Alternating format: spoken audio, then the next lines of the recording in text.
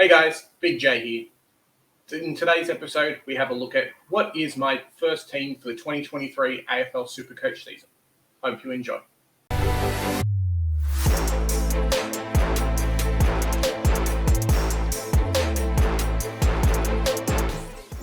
2023, it's a bit exciting. I'm really happy SUPERCOACH is back, but it also presents its own challenges as well. This year, as you'll see from an upcoming video, is the most expensive year of SUPERCOACH we've ever had. And with that, has its opportunities, but also its downfalls. Your team structure will be different than last year. You will have different players in, and what kind of worked before won't work again.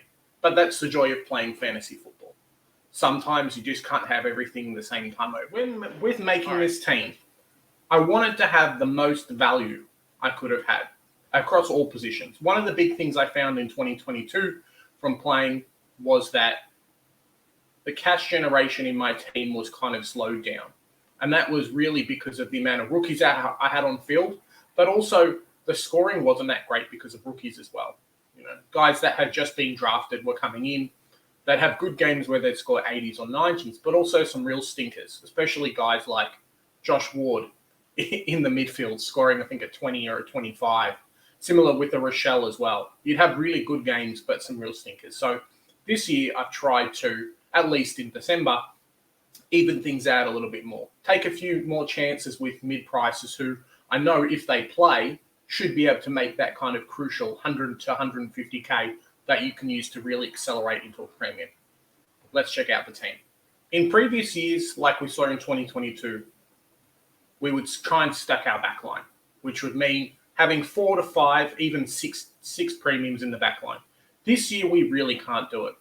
There's a lot of very expensive defenders. There is some talent there around the 500K mark, but there really isn't anything under that, like we've had before. You know, no George Hewitts at 400K, no Sinclairs at 470 to really start our seasons off. So we have to have a bit of a mix between premiums, but also talent.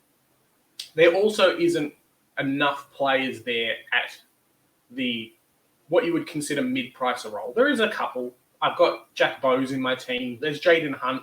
There's probably a couple of rookies who debuted last year who are starting off. Maybe 1 or 2 players who are coming off injuries, but not the plethora of players we've had. So let's have a look at the back line.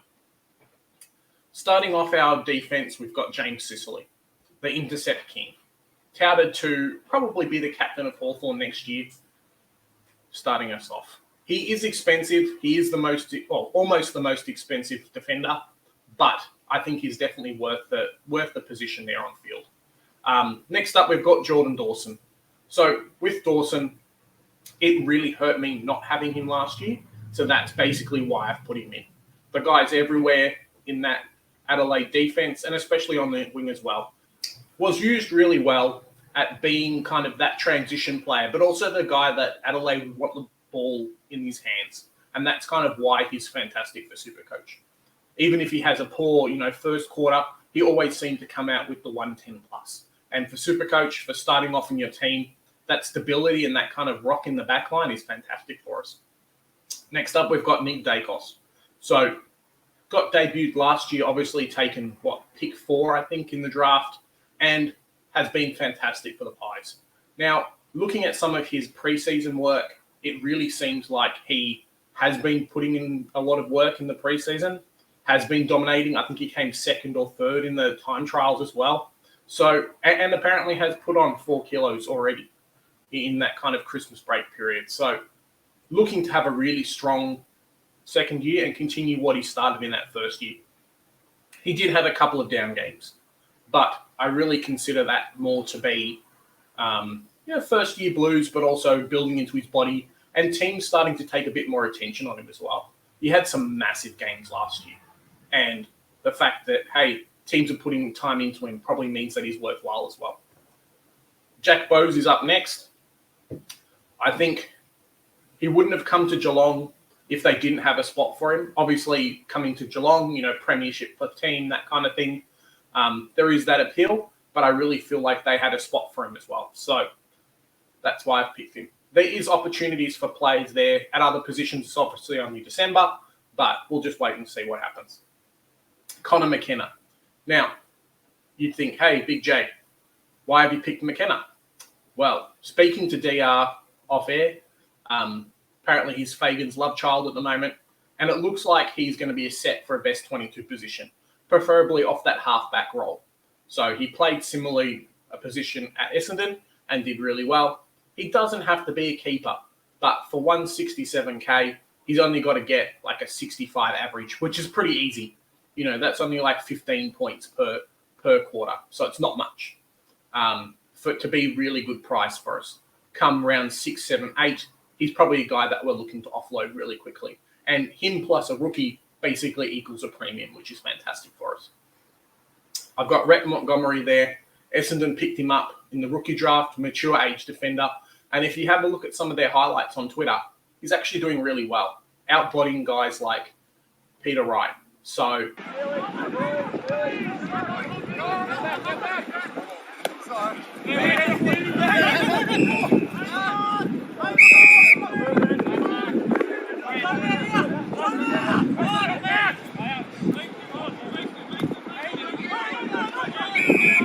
I reckon he might be set for a bit of an early start. You don't generally pick up mature age defenders if you don't have a spot for them in the team.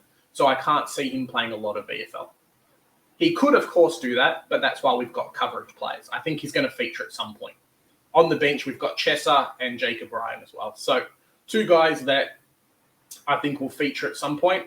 If not, they're basically the right price cash holders as well for bench cover and for replacements. One of the big things I'll mention now for the defense, but also just across all lanes on the bench, is that you don't want to be stacking up with 102K rookies. Once your best 18 on field is kind of decided, you don't have a lot of money left to fill the bench, which is fine. That's how it's supposed to be. They're not the guys that are scoring the points for you. But it also means that you don't want to be shuffling around guys on field to cover players. You will not have eight rookies on the bench who are 102K. They're going to fill spots. And cash gen is always king in Supercoach. You have to be able to make money on the bench. So you have to kind of fill your team with, if not 123K players like you can say I've got here, at least 117K players. So you have some flexibility there to bring guys in and bring guys out. Just an idea. Now, having a look at the midfield. A really good point was brought up to me. I think it was probably a DR video as well. Had a look at his team review. Is that next year, it doesn't matter so much who your premiums are, especially in the midfield. You can change things around. You can, take a couple of value picks, similar to I've got a Tom Mitchell there. Jack Steele's fairly cheap as well. You've got guys like LDU and that to kind of fill out those positions, even a Bonta or a Petrarca at what I would consider a reduced price. What I'm getting at, though, is that you should always try and have a set captain option in your team, preferably 2, so you can go vice captain and captain. That's why I've gone the most 2 expensive midfielders in the team. Rory Laird should continue on his form from last year, where he banged out, a 130 average almost every week. Fantastic captain option. Even if it's a 120 every week, you're usually on the higher end of the bell curve for people being picked. And similar with Clayton Oliver as well. Monster scores some weeks, but should be hitting the 100 plus every week. So they will drop in price a little bit, but for what you get, it's fantastic value. I can say easily every week, 1 or 2 of those will be captain, barring someone like a Sean Darcy versus no Ruckman as a vice captain option. 1 or 2 will be the vice captain. The other one will be a captain every week. And then I can take some more value picks, some more cash cow options in that midfield to differentiate from the pack, but also not have to worry about having a shitty captain. Those kind of decisions are the things that really change up your team and are the things that are really going to make the difference. Next up in M3, let's go Big Jack Steele. Ross the Boss has come in, and I think he's going to not shake things up, but I think he's going to kind of realize, hey, we've got to make a team for success here. He's going to play Steele in his preferred position, which is obviously in the midfield. He's going to give him the ball every chance he can, and that's fantastic for us at Supercoach. I would have loved for him to be maybe 20K cheaper. I think everyone would have loved to have their favourite players 20K cheaper, but I still think there's incredible value there. And kind of the main person is St Kilda, he will have big games. Now we've got Tom Mitchell. We spoke about him in the Collingwood preview. I'll put the link in the description. He's been brought in to be that guy that's getting the ball straight off the ruckman. And I think he's due for a massive bounce back. Last year, he really struggled in a Hawthorn team that was, in my opinion, trying to push him out. And I feel like he's going to do much better in a Collingwood team that's going to give him the ball at every chance, especially from the stoppage. He's a fantastic distributor, and that's kind of why they brought him into the side. I think when you look at Collingwood, he's the perfect fit. It takes the pressure off Taylor Adams, Scott Pendlebury in there, they're clearance players, and he just has to do what he does well. Just play your one, just keep playing your one, just keep pulling out of the bag. We've got Jacob Hopper there, recruit to Richmond from the trade period, from GWS. They haven't brought him in to play VFL. They brought him in to play midfield at Richmond to cover a few players leaving, but also free up guys like Dusty Martin a little bit more. They brought him in for a reason. He doesn't have to be a keeper, Hopper, but he will do really well for us. He's only got to make $450K, which is pretty easy with a 90 average. Offload him around 6 to 9 when the first players start going in for their upgrades, and we've got a fantastic selection there. Him plus a rookie could easily make, a 600K plus premium, which is fantastic for us. Similar with Nat 5, the same idea. Returning back from injury looks fantastic in the preseason, but doesn't have to be a keeper. If 5 was more a Ben Cunnington price, around that 410, 420 mark, you'd be kind of forced to bring him in or have him as, hey, can he be a keeper because there's not much value there cash-wise unless he becomes, a 115 average player. With 5 at 313K, I think there's time for him as well. We've got Will Phillips there, going to play best 22 hopefully every week, going to make us good money. Isn't a rookie, which is fantastic for us, and I think under Clarko is really going to shine. He's putting in every single effort he can in the preseason, has put on size, and really even hasn't had a Christmas break. This guy's got 2 years of AFL to make up. Not his standards-wise, but how he's feeling about, hey, I'm 3 years into my career, I've played some real AFL before, I'm going to make a best 22 spot, and they're going to play me, and I'm going to dominate every week, and that's what we want. I've just got a few players left on the bench in our M8 spot and also the bench. So just some guys who I think probably will play. If not, they're the right price, which is what we were alluding to in the defense, to swap around and not really worry about our structure changing too much, which is what we want. Scrolling down to the Rucks. Now, the Rucks this year are very interesting. We've gone and Grundy basically since the dawn of time, at least until they, before when they were really good players. Now they're on the same team. I don't really see people picking them. Grundy's taken a little bit of selection so far.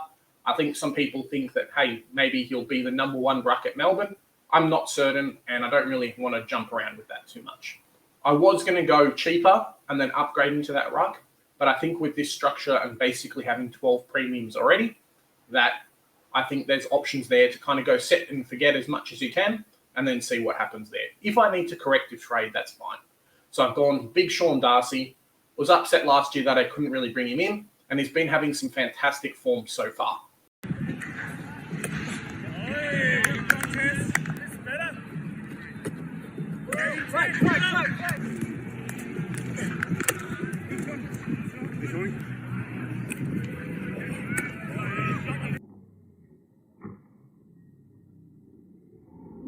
I really want to play him, and I think this is the year to really do it. So that's why he's in my team. Now, Rowan Marshall's probably what you consider a bit of a maybe pick at the moment, especially at an R2 position. With Ben King kind of going down in that forward line, it's been really hard for us to find someone of value to take the position. I wanted a Tim English, but price-wise, it couldn't really fit in the team. So that's why I've gone Rowan Marshall. I can move around some players a little bit, free up some cash if I have to trade him, which it's looking like maybe to an English or a Wits. We'll see what happens in the preseason games. But for right now, it's Rowan Marshall there. And then Nick Madden just for the sweep. I think he's probably going to be the most picked player. Hopefully he doesn't play.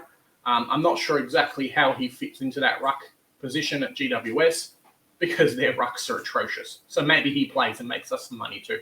Could he really be Flynn 2.0? We'll wait and see. In that forward line, so the ever reliable Josh Dunkley, I think this year's probably going to be the last year that he's actually played in the forward line in Supercoach. I reckon he'll come in and dominate that Brisbane midfield. He's been brought in for a reason. He's been brought in as kind of their clearance player, which is fantastic. That's kind of what he did at the Dogs. And yes, he may share some points with the likes of McCluggage and Neil and maybe Ashcroft, but I reckon we're set for a good 115 plus average. And to start off that player, it is fantastic for us. It's really going to hurt teams that don't have him compared to ones that do. And obviously we do. So that's why we've got him. Connor Rhodes is up next. In my opinion, I'd consider Port's midfield to be pretty full, which could hurt Connor Rosie a little bit. You know, the likes of Horn Francis, Boak, Wines. You've got Lycett in there as well. And then Butters taking up another position. So there's a lot of good players who probably could be close to averaging 100. Probably not Horn Francis. He's the last of the list. But the other 5 players there definitely could average 100. But looking at the preseason form, he's been fantastic so far. The coach loves him, and I think he's set for a more midfield role. So maybe we don't get to pick him to start with in the midfield, you know, in the forward line next year. Maybe he's mid only, which is a great position for us to kind of start with because, hey, if he's set for lots of midfield time, that means points. Darcy Cameron's up next. I truly believe he's going to be the number 1 ruck at Collingwood.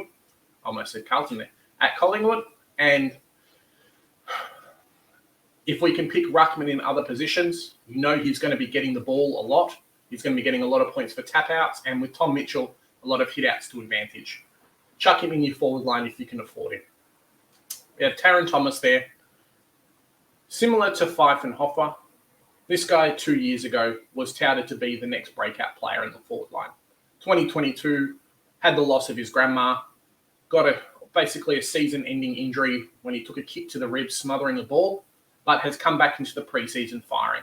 He's limbered up, he's slendered down, loves Clarko, and he's really set for kind of a midfield forward position. He doesn't have to be a keeper. At that price, he's not a keeper. But similar to Hopper and Fife, he should easily be able to make a quick 150 plus K come the first upgrades. And he's looking for us, you know, chuck him in there at that F4 position. We could have a premium by round 6, which is bloody fantastic. The quicker you can get to full premium, the better. That's the Supercoach way. Toby McLean as well, coming off huge injuries, but looks to be best 22 at the Dogs, has played some match sim over the preseason, and is just looking fantastic. And if we can get him at 178k, he's better than the likes of Sheasel for a cheaper price, basically. He's set to play best 22 every week, and that's what we want.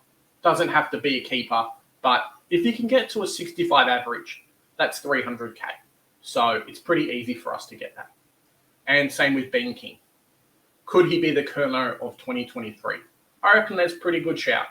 I don't think he's going to play VFL every week. I think he's going to be set in the team. He will be their marking target up forward, kicks a goal or two every game, gets to 65 to 70 average, which is pretty easy for a player. Like I said before with Connor McKenna and with Bose, that's only 15 to 16 points every quarter. It's not much. That handful of touches every quarter, no big deal. He's going to be fantastic for us. Doesn't have to be a keeper, but will accelerate the upgrade process, which is what we want. You know, if we can get a full premium team in the buy rounds, fantastic. But if you can get it before the buy rounds or kind of that first or second buy, bloody awesome. And that's what we want. At that price, we can upgrade to a more expensive player, but also downgrade if some nice rookies come into play as well, which frees up, could free up 50 or so K for a Team English trade.